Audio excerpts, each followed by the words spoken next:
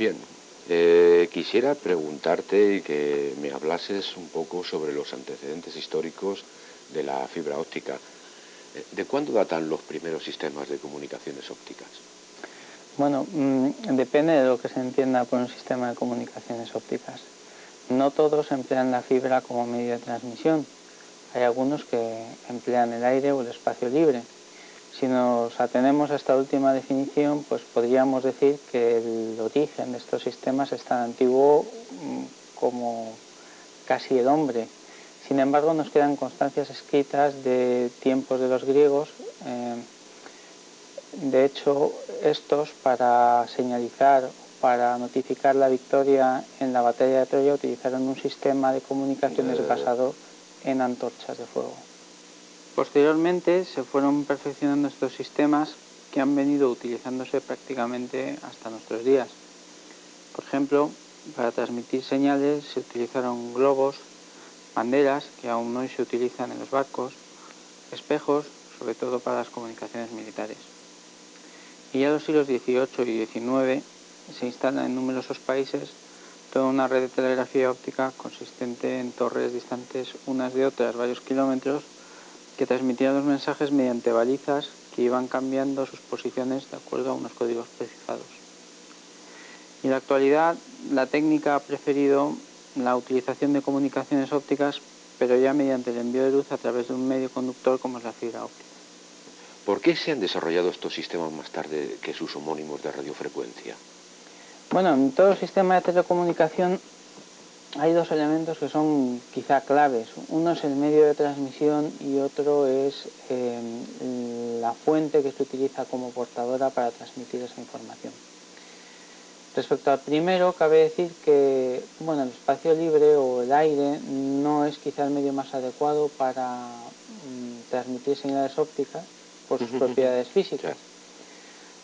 Por lo tanto, ha habido que esperar al desarrollo de un medio guiado, en este caso la fibra óptica. Este medio guiado pues se ha desarrollado tarde porque tampoco existía la fuente para actuar como portadora.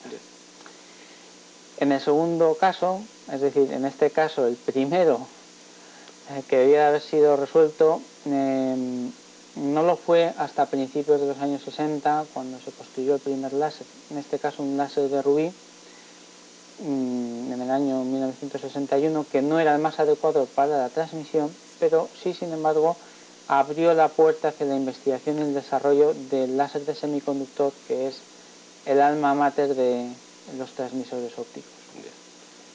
Una vez que se desarrolló esa fuente, pues el desarrollo de la fibra como medio de transmisión con bajas pérdidas fue cuestión de pocos años.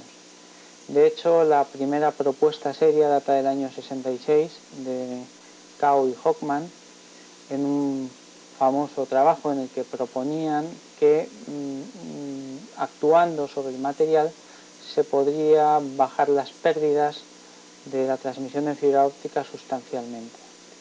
Esa propuesta fue corroborada por investigadores de la Corning que solo 4 años más tarde, en el año 1970, fueron capaces de producir la primera fibra óptica que consideramos hoy en día de bajas pérdidas. ¿En qué ámbitos se emplean los láseres hoy en día? Bueno, los láseres, en realidad el láser cuando apareció en el año 61 fue toda una revolución. Es algo un poco atípico dentro de la historia de la ciencia y de la técnica, porque en realidad era algo que se estaba buscando y en principio no se sabía muy bien para qué. Se buscaba un oscilador que lo hiciese a frecuencias ópticas, pero en un principio no se tenían muy claras las aplicaciones. De hecho, hay una famosa frase que se utilizaba para acuñar al láser, que era la solución en busca de un problema. Hoy en día, sin embargo, efectivamente, pues las aplicaciones son muchas, van desde las comunicaciones, la meteorología, la medicina, las artes gráficas y en el ocio. ¿Y cuánta fibra óptica hay hoy instalada en el mundo? Bueno, en principio la instalación, por hacer un poco más de historia, fue muy lenta porque había una cierta desconfianza en que el nuevo medio de transmisión pudiese competir con los ya establecidos, con los cables coaxiales y con la transmisión de radiofrecuencia y microondas. Pero paulatinamente las grandes compañías telefónicas empezaron a ver que era un portador con inmensas posibilidades, sobre todo para las futuras comunicaciones de banda ancha, de manera que a principios de los años 80 casi todos los grandes operadores de telecomunicación europeos y americanos empezaron a instalar ya única y exclusivamente fibra óptica para sus comunicaciones a larga distancia. Hoy en día pues no se tiene una cifra exacta, pero sí que se sabe que la fibra óptica instalada en el mundo supera los 100 millones de kilómetros. José, pues muchísimas gracias por tus explicaciones y creo que con lo que me has contado el desarrollo histórico de la fibra óptica para mí ha quedado mucho más claro.